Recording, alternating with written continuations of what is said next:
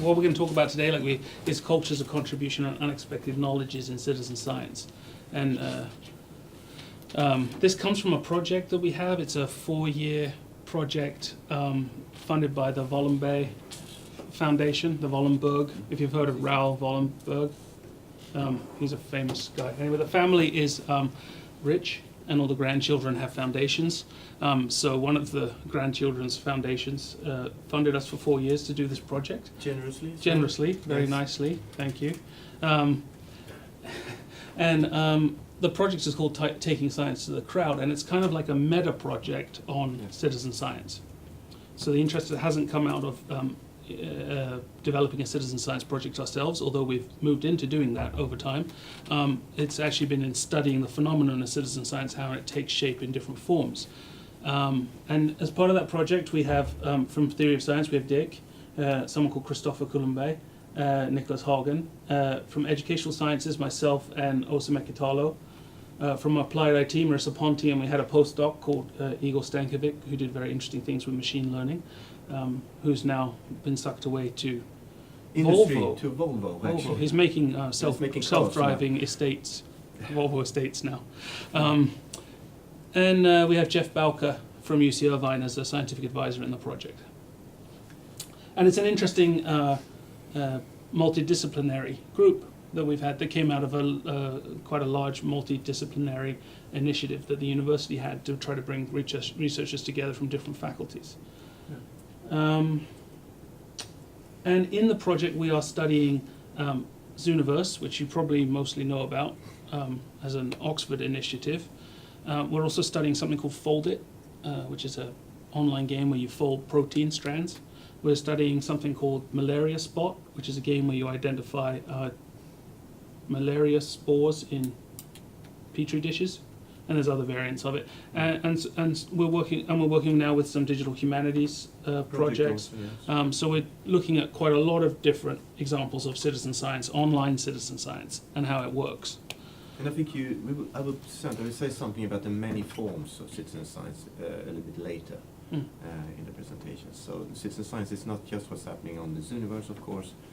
I could say, we probably could say that most of citizen science today has a very strong slant towards biodiversity research, stuff like that, migratory patterns of birds and stuff. And of course citizen science has a history, which I'm sure you're aware of, since about a 200-year-old history, which comes out of ornithology and astronomy and the likes, observations and classifications of natural phenomena. But because of the digital revolution, it has expanded into a lot of different areas quite recently. And there's some just to give a short contextualization of citizen science, then they are currently at the EU level, which you are supposed to read. Sorry, but some kind of large expectations on citizen science today, that it would co-create a new scientific culture. Volunteers acquire new learning, deeper understanding of the scientific work, science-society policy interactions will be improved, more democratic research, which I think is quite troublesome. Science is not a democratic endeavor, it's an epistocratic endeavor, epistocracy. So there's a lot of things to say about that, and just recently, if you take the next slide there, Carlos Moedas, who is the Commissioner for Research and Science Innovation, he said, this was just before Trump won the election, and so the public identifies with populist rhetoric and decisions are made based on fears and assumption.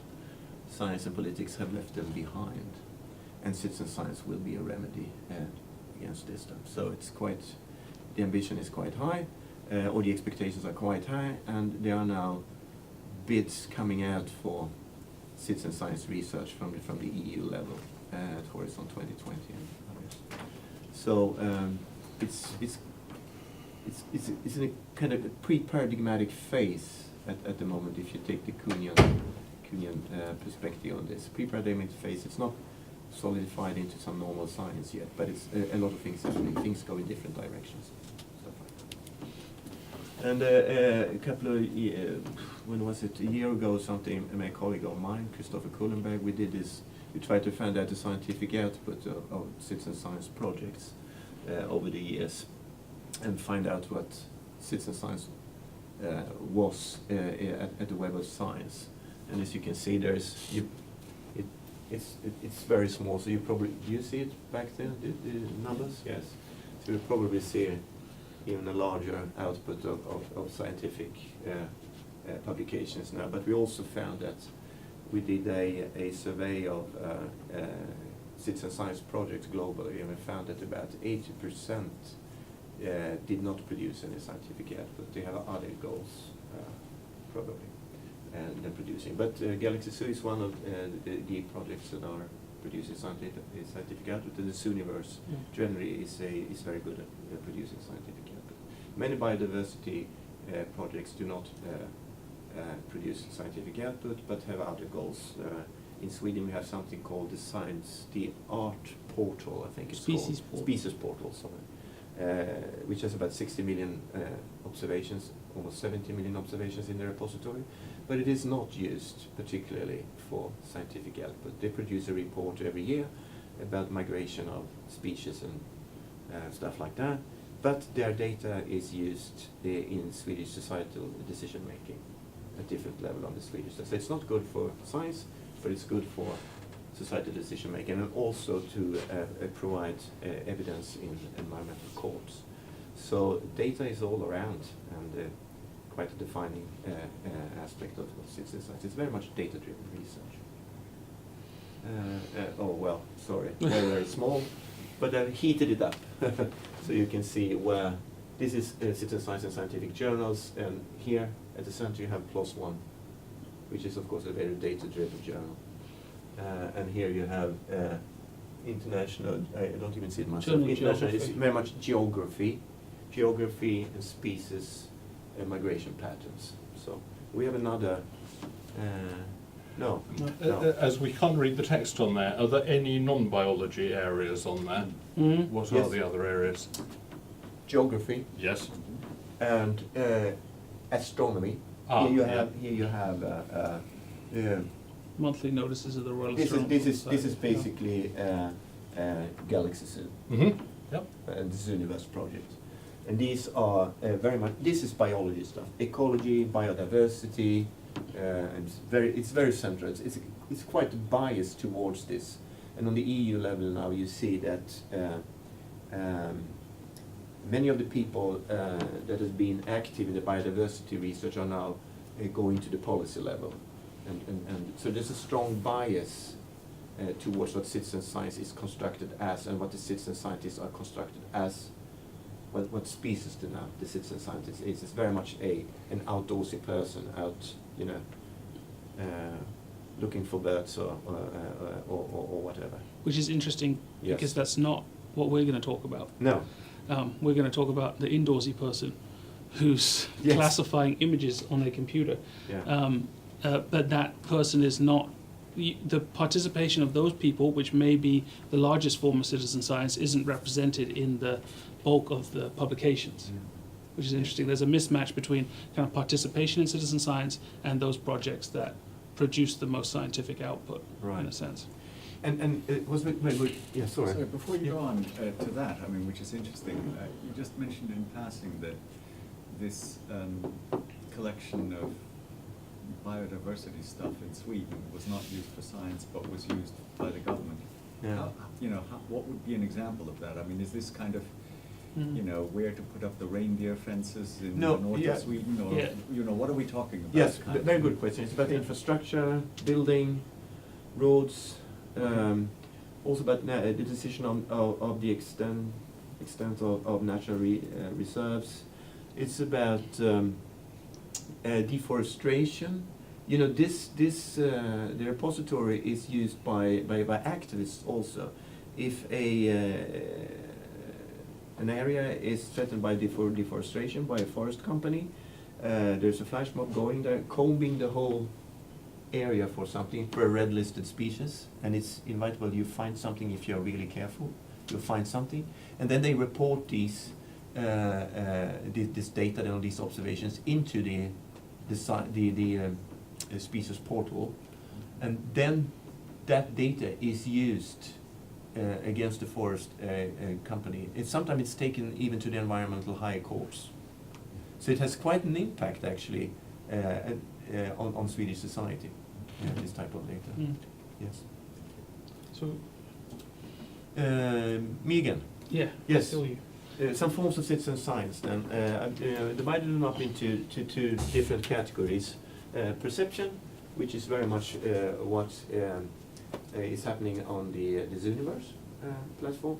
I should say something about this Web of Science representation also. There's a lot of citizen humanities projects around, and they don't have any presence in Web of Science.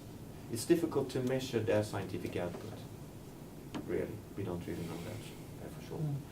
So, two basic forms of citizen science. Perception, which is about percepting according, discipline perception according to protocols, is very much a protocol-driven type of thing. And representation, which is not so much about data, which is about, the negotiation of already made science for decision-making in society, for instance, fishery quotas and stuff like that. So citizen science encompasses a lot of things. And there's a hybrid also here, which I talked to you about. We go to the next one. So the citizen science as perception is very much about the limits of automation. You can't, bring enormous amounts of data on galaxies, for instance, through a machine. Because a machine algorithm is a very crude way to falsify or to test an hypothesis. You need a human eye. It's not particularly well-kept secret that it's the anomalies that drives, astrophysics forward. You need to see anomalies. You need to have that. And in the case of Galaxy Zoo, there is, the Hannes Forwerp. You probably heard about Hannes Forwerp. It's a Dutch school teacher seeing a stellar phenomena that could not be accounted for, that could not fit into the protocol, and was done. It's still a little bit of a controversy what this phenomena is actually. So that's very much organizing the culture around the participatory culture that we will talk about later. It's about resources. Enormous amounts of data are accumulated by ICTs. Researchers don't have the time to do, classification. It's also utterly boring to do it. To do 50,000 observations of a galaxy, it's a kind of, and it costs a lot of money to do it. So this is a way to do it. It's about scaling up. You can involve enormous amounts of people. The galaxy, Zooniverse has a steady contributing crowd of about 1.6, 1.5 million, which is about the largest in the world, I think. Mm. And of course, it's very much about standardized protocols. So you have Zooniverse, you have Foldit, eBird, North American Breeding Bird Survey, which is a very old one, been around for 40 years or so. And the Swedish Mass Experiment, which is an experiment where you use school pupils from schools. We did one in Citizen Humanities with the Mass Experiment. It was the largest Citizen Humanities project in Sweden. And the Art Portal, that's the science portal I was talking about, the one that produces a lot of data that is not used in scientific publications. Sorry for retching Yeah, sure. onto this, Go but ahead. can you give an example of the mass experiment? The Mass Experiment, it's about climate. What we are doing now in this Citizen Humanities project is to try to understand, bulletin boards, the classic bulletin boards that you can find in a square or outside a church or whatever. What is their role in the society that's more digitalized? So we had school children going out with an app, photograph, making a photograph, and then transcribe what's on them, and then created a big database for researchers in linguistics to be able to do natural language processing on this. Okay. So that's a project that Christopher in our team is responsible for. And citizen science as political representation, I was into that. It's about different forms of knowledge, stakeholder representation and deliberation, for instance in fishing quotas. It's a citizen dialogue on environmental problems, waste management, fishing quotas. We don't have to go into that more than so, I think. But this is a very interesting form of citizen science that many haven't heard about. I don't know if you're familiar with projects like the Louisiana Bucket Brigade, This is a very interesting initiative from Louisiana in the United States, where people live in the vicinity of large, refining plants like Shell, oil companies, and others, which emit a lot of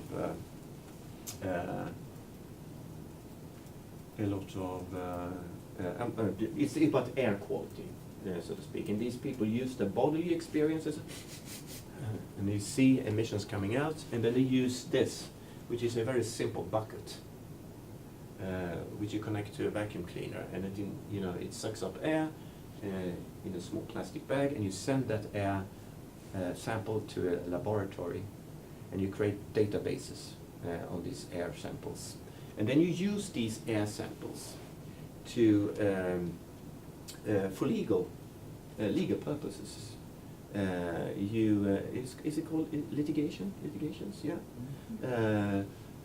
Companies, you sue them for relocation money, and it's a very simple thing. Mean values of air quality are usually constructed over a 3 or 4 month period. But these people notice through their bodies and then use this technology and digital technologies to detect the spikes. So between 9 and 11 every morning there is a spike, which is not detected in the mean value. And that's where the time when the children go to school, and that's where the time when the children affect the respiratory capacities and stuff like that, so they actually acquire cancer.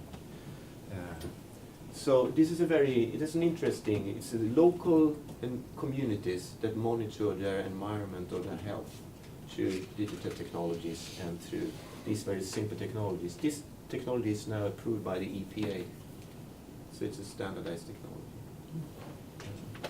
Right. So, but what we will talk about here is the perceptional citizen science, the one that is performed on big platforms like the Zooniverse. And we will talk about the culture of participation, because citizens are mobilized with the tasks of classifying phenomena according to a protocol, but they are transcending this over and over again on discussion forums where they discuss what they are doing, and this is the culture of participation. Mhm. So, and Thomas does some really nice stuff on So this. what we're going to talk about is that from now on is that it's not actually the classification activity, which is the main activity of something like a Zooniverse project, or there's other variants of these. In particular, we're looking at Galaxy Zoo here because it's the first, the oldest. It's emblematic. It's emblematic, yeah. It's hard to, it's like Hoover and vacuum cleaner almost. So what we've done is to look at the discussion forums, which in actual fact, the Zooniverse created the discussion forum to go with Galaxy Zoo just as kind of like a nice thing to have. Then it turns out it's a massive center of activity for the people that are involved in these projects. And over time, after about 7 years, they integrated the discussion platform within the actual classification platform. So that they're very tightly linked together now. Although they weren't before, it was just an off-the-shelf discussion forum that sat on another site. And so it's been interesting to look at what the amateurs or the volunteers are doing on these discussion forums when they're not actually classifying images. And one of the things that what we're talking about here builds on is kind of a central aspect of the kind of organizing culture around Galaxy Zoo and around quite a lot of these online citizen science projects, and that is the possibility of discovery. If you read the materials on the websites for a lot of citizen science projects, they'll talk about you may be the first person to see this, you may discover something new, you may contribute to science, but not contribute to science. I mean, they say contribute to science, but of course you contribute to science like by making the clicks and doing the classifications in a very slow way, but there's some promise of the idea that you might be that person that makes the huge individual contribution. You might have the eureka moment. And that's to see, like, this is what Dick talked about, Hanny Van Arkel, whom she made the discovery after about, it was a week or so in of the Galaxy Zoo project, that she discovered this voorwerp, which is apparently the Dutch word for Voorwerp is for something, like for a thing. yeah, it's Yeah. for an unknown thing, the Yeah. voorwerp. And she actually got also, as you can see here, she got authorship. Authorship on in the it. scientific Mm. article. So she gets an unknown astronomical phenomena named after herself. She gets in a scientific journal, and it's this famous story, which then sells, to a certain extent, this notion of discovery as well, right? It backs it up that someone did that within the first week. No one's done it since, and it's now whatever it is, 10 years or so of the project. So 11 years. So there is this idea of discovery, which is sort of a core organizing part of the culture of enrollment, the way that people are enrolled to. And Henny has now acquired, from an anthropological perspective, the role of a culture hero in this Yeah. classic culture. And she goes on speaking tours and things, and Yeah. she's an advocate for citizen science. But to go back a little bit, what we've been talking about here is perception and protocols. So what something like Galaxy Zoo builds on is a very low threshold, a very low cognitive threshold of engagement. It builds on the premise that you can get millions of people to come and do the same thing repeatedly, and it doesn't matter that much who they are or what they bring to the table, other than bringing eyes.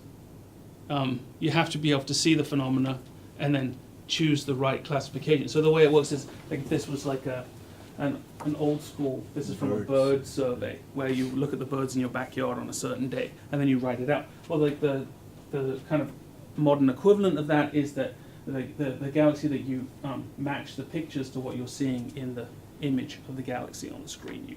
And so you go through like a wizard. If anyone's not done it before, you go through like a wizard where you select different characteristics. And of course that builds on setting the bar low and setting it so that you can get as much participation as possible. And I should say this is not how all citizen science projects work. For instance, Foldit works in a very different way. Foldit relies on people that can solve three-dimensional puzzles.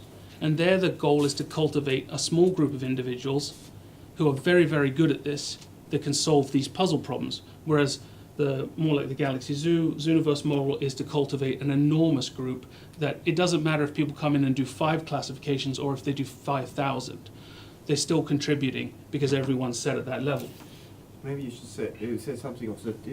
I mean, the burning question for all citizen science projects is where in the research process can the scientists and the volunteer or amateur be on par with each other? And the way to use protocols is a way to construct that instance in research where they can be on par with each other. But it's not par with each other on an individual level. It's an algorithmic function into this that makes them par with each other. So there's a conflict between this notion of a culture of discovery and being the next person to discover a phenomena and the strict following of protocols as a way to maintain scientific validity. And so what we've been looking at in the forums is to look at this notion of programs and anti-programs, which comes out of the work of Latour and Madeleine Ackridge, Michel Kellon's in the kind of actor network theory, where they've looked at technological designs and the way that people either follow or don't follow them, resist or go with. Or tweak them in different ways. So there's a quote from Latour where he says, "The spread in time and space of anything, claims, orders, artifacts, goods is in the hands of people. Each of these people may act in many different ways, letting the token drop or modifying it or deflecting it or betraying it or adding to it or appropriating it." Basically, you can't control what people do. And for someone like me, who is in a previous life a designer, industrial designer, that I realized. As a designer, it was a depressing reality, but it is the case that you can't rely on people to do the thing you expect them to do. And from my perspective in the theory of science, we know that there is no such thing as a protocol that withstands large amounts of data. That's what falsification is about, and that was probably also paradigm shifts about. If you feed a protocol with enough data, there will be so much data that doesn't fit into the protocol that you have to consider the protocol, and you should flip, and you should formulate a new one. So. So in this sense, the protocol we're talking about is the program. The program, the protocol is instantiated in the software, in the process that the classifiers go through. And we talk about anti-programs as new centers of calculation. So obviously the protocol that the amateurs, the volunteers are following is a center of calculation, but they create their own new centers of calculation, their new side activities. And the one in particular we're going to talk about today is artifacts. And so if I say there's these 4 images of galaxies, or not necessarily of galaxies, but of segments of the sky, and I ask, what do you see? Do you see circles or ovals? Are they spiral or smooth, more than one shape merging? These are the kind of questions that are instantiated in the Galaxy Zoo protocol. But there's also these questions. Do you see rings and ghosts? Do you see grid patterns? Do you see green hues? These are other features that appear regularly in the images, but are not part of the protocols. And so what they are, amongst other things, are what we're calling it perceptional artifacts. They're optical and sometimes software artifacts. They're artifacts of the imaging process through which these images are created. In this case, this is a large star off to the edge of the frame, which the light is coming into the telescope and then bouncing off the baffles on the inside of the telescope. So it's creating an artifact in the image. But to the uninitiated, I guess it could be a new astronomical phenomenon. Maybe you should point to this is the thing you're talking about. Yeah, this thing. Yeah. I should probably point that out because it's not obvious, is what I'm getting to.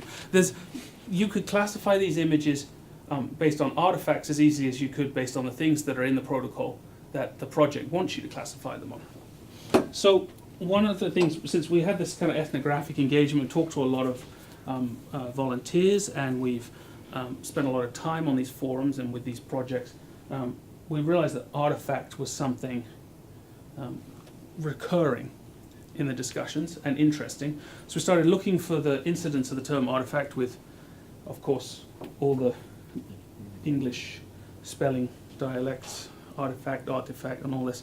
And actually, you can see like incidence of the term artifact over time in the forum. So this is between 2007 and 2015.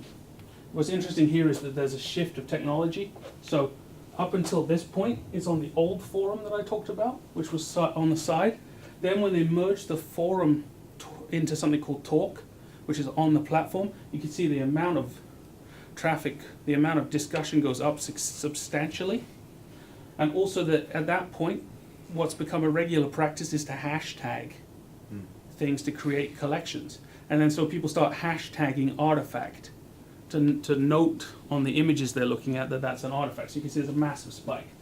And so what we wanted to do was try to identify places in this material, which I should say that when we collected the corpus for this, it was 635,000 threads. So it's this enormous, like, what do you do with this mass of people talking about stars? And we're trying to find the places to look at it based on artifacts. And one of the problems is that unlike a lot of internet discussion on something like a Facebook group, where it's relatively quick, the interface is designed to keep you in kind of the liveness of the moment. So the discussions are quite quick, people don't go back to things. On these projects, threads will last for 3 or 4 years at a time. They will have sometimes 800-900 posts in them. So it's very slow, very elaborate conversations. Oftentimes the length of the posts will be over 1,000 words. It's almost more like a letter exchange. A scientific kind of, like, you know, a scientist writing to another scientist. And before we had scientific journals. Yeah, like that. So it doesn't fit the model of internet discussion in some ways, or like it's a different model of it. And what that did was that just looking for particular threads in this mass wasn't particularly helpful, because you could find that in this thread that has 800 posts in it, someone said artifacts somewhere in it. So, yeah. And that didn't help me very much, because then I still had 800 posts to read that were like 1,000 words long. So we started looking for time periods where there was a density of use. So try to figure out where the discussion had taken flight around artifacts. So what we ended up doing was to pull out consecutive days, identify consecutive days where there were a lot of discussion of artifacts, and where the discussion included both volunteers and a moderator or scientist. Because we were interested also in how moderators and scientists were responding to these discussions of artifacts. And based on that, they encoded the way that the term artifact is topicalized when it comes up. So looking at whether it comes up as a question, as part of a statement of fact, or as an explanation of the phenomenon of the artifact. These are the codes that emerge. And looking at the volunteers, the moderators, and the scientists. You can see that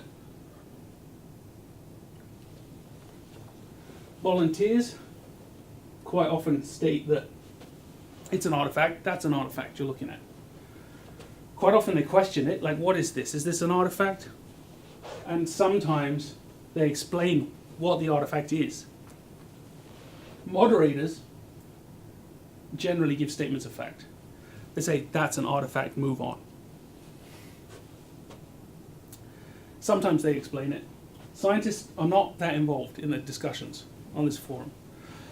But when they are, they explain what the phenomenon is that someone's looking at. And then I coded them, or we coded them, based on whether there was an engagement or resistance to this anti-program of discussing artifacts. And we can see that volunteers generally engaged in it, of course. Sometimes they resisted.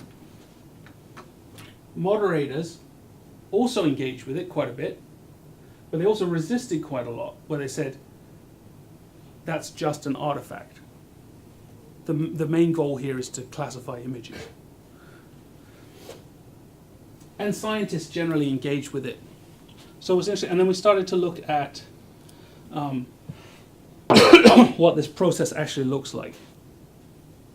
So it's stuff like this sense of discovering something new. So a volunteer saying, what are the blue bulbs around the star or planet on the right?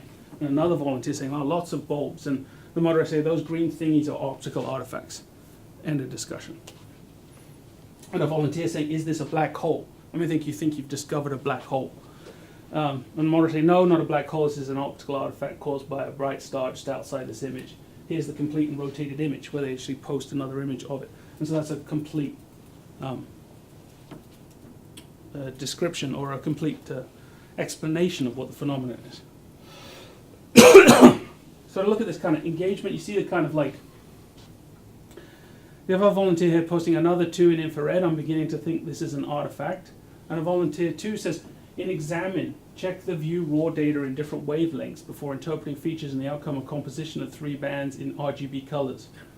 Often you get fakes due to different stretches, scales of each band. I mean, it's to learn quite a bit of astrophysics discussion in order to read these, because it's obviously very complicated. So the first volunteer comes back, thanks, member 2. There is one galaxy in the UKI, that's a database, which they're processing, data with a nuclear ring. However, you can only see it in visible light, not so much in the infrared image. And this indicates that they're actually going outside of Galaxy Zoo to look for other images of the same part of the sky in different lights and different wavelengths. The volunteer 3 says, are you familiar with the virtual astronomical observatory data discovery tool? It's a good way to find out what images and other data are available for any specific object you're interested in.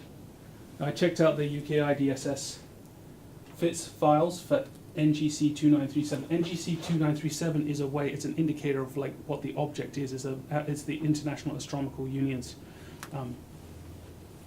name, I guess. And there's no sign of a central ring in any passband. There's also spritzer imaging for the entire ARP. So it's incredibly complicated.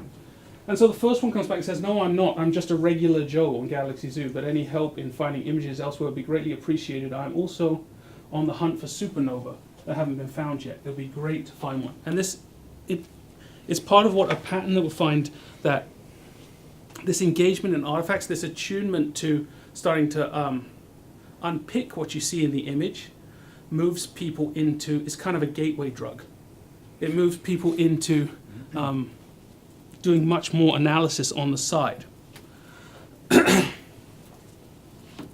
But then, I'm not going to show too many examples of this, but you get this resistance to these anti-programs, to these other activities that people are doing.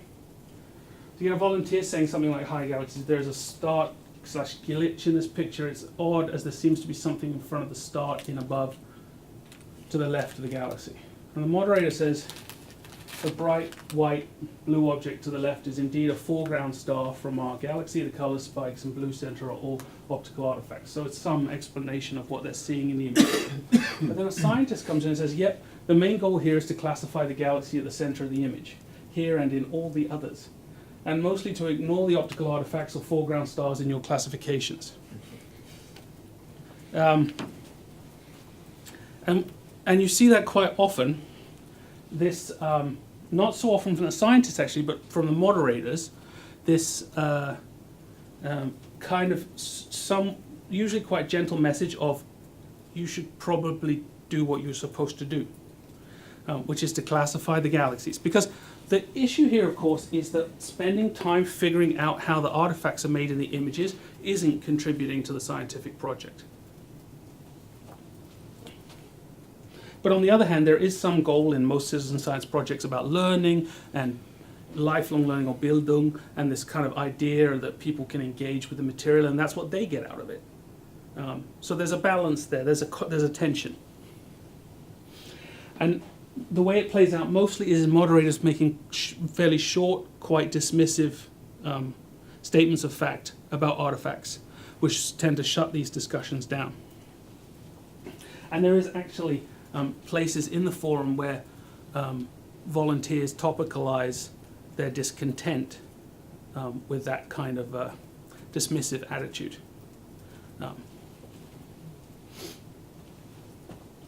And of course, culturally it's different in every project, but one of the things that's interesting here is that the moderators are volunteers. They're not staff members.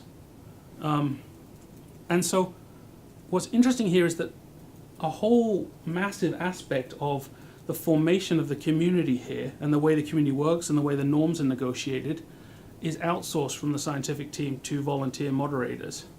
And it's generally the volunteer moderators that take the hardest line with this go back to contributing to the project kind of stance. So that's an interesting part about the way these projects, because when you talk to people from Galaxy Zoo, in the beginning of the project, they hadn't even had a discussion forum. This is something that came after. So this idea that these projects form communities of people, and you can see it in other projects that don't have their own discussion forums. They form Google groups, or there are specific Twitter hashtags that they use to assemble around. So people want to reach out to other people that are doing this activity. They don't want to be the anonymous person necessarily, or maybe they do, I mean millions do, but some people, and obviously quite a large number of people in the case of these very large projects, want to be part of some kind of a community, digging into these phenomena and these ideas in a way which goes beyond what they've been given access to in the actual task they're given of classifying things. So we've got this idea of anti-programs as centers of calculation. So this is this idea that perceptual citizen science relies on strict protocol following. And to mobilize the masses, programs also rely on serendipitous discovery. So that's the tension. They're reliant on people to follow the protocol and stick to it and do it repeatedly, but they're mobilizing people on the promise of discovery to a certain extent. And so this call for serendipity, or this promise of the potential of discovery, invites anti-programs, it invites people to do other things. And over time, these centers of calculation develop from these anti-programs, and they can become quite elaborate discussions, quite elaborate research projects to the side of the main project. And in some later projects we've been working with now, in the citizen humanities, for instance, these can be quite sort of beneficial. These are things that have become very useful to the scientific teams, that people go off on a tangent and then as a community start developing something and thinking about something, then that can feed quite strongly back into the scientific project. Of course, this depends all on the context and what's available to you and how complex the content you're working with is. It's also striking how people bring in resources from outside the project to do to formulate this culture of participation. And we are not quite sure, but there's something we are going into now, the difference between humanities and the sciences in this. Could I give a hypothetical example of something in Galaxy Zoo? Imagine we didn't know about gravitational lensing. I'm sure everybody here does. Of course. But you might see patterns, and the amateurs keep insisting that they see these mysterious patterns, and the professional moderators and scientists keep putting them down. But actually, of course, there are patterns, and if we hadn't known about gravitational lensing, it would be an immensely important discovery. Exactly, and so that's a very difficult, and gravitational lensing is difficult because it makes things like Cheshire cat faces and things, so it's easy to dismiss. But that's a really good point because that's that balance. There is a serendipity there, and one, like Dick said, one of the reasons we have these projects rather than developing machine learning algorithms is we want that human element of serendipity. We want people that can notice differences that are not part of the program. But at the same time, we have millions of images to classify. And so there's this constant tension. So this is sort of what to sum up. The motivation built on the possibility of new discovery, risks, and programs that shift the crowd's attention away from protocol following. What this is that like learning can be a double-edged sword. In a sense, for the purposes of the scientific community, in the most brutal sense, there can be overlearning here. Volunteers can learn too much about the phenomenon they're working with, so as they become less useful at performing the task they've been asked to perform, but obviously more knowledgeable and more able to do analysis on their own. So that's a double-edged sword. And the nature of inclusion and mobilization here, of course, is perception, and the culture of communication. The cultural contribution we're interested in here is the creating of values beyond the assigned task and what that means for science, what it means for volunteers. Do you want to? Yeah, I think it's important to recognize that we didn't put nature here just for fun, because it's the way that the owners of project construct the citizens as having a natural ability of perceptions, which makes every human alike. The human mind is wired towards pattern recognition, and if you ask people at the Galaxy Zoo, they say, yeah, it's pattern recognition that we are after. We have pattern, but we have to discipline this perception, and it's very much, resembling a 1920s ideal of science that was called logical empiricism, where you discipline perception according to protocols. So it's the nature of inclusion is perception. Everyone has it, and suddenly everyone is a potential contributor to science. They are like immutable mobiles, passing around different projects that they can be enrolled into or mobilized into. But the culture of contribution is something else, and it's actually Latour here. Culture and nature is produced simultaneously, but creates a lot of tension that is not accounted for in projects like this. Yeah. Was that all? I think that's it. That's all. Thanks very much for listening. Thank you.